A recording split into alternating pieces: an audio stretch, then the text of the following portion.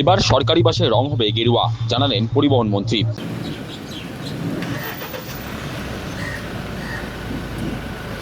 বাম আমলে বাসের রং ছিল লাল, তৃণমূল জামানায় ছিল নীল সাদা। ডাবল ইঞ্জিন সরকারের আমলে সরকারি বাসের রং হবে গেরুয়া। মঙ্গলবার জগদ্দলের মজদুর ভবনে এ প্রসঙ্গে রাজ্যের পরিবহন মন্ত্রী বলেন, গেরুয়া ত্যাগের প্রতীক।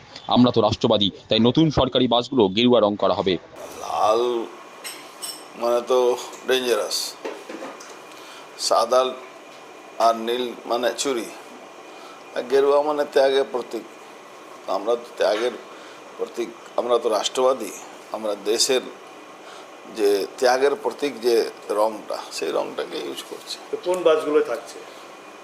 নিশ্চিতভাবে নতুন যে বাস আসবে সেরকম স্যাফরান কালারের বাস আমরা চুজ করেছি।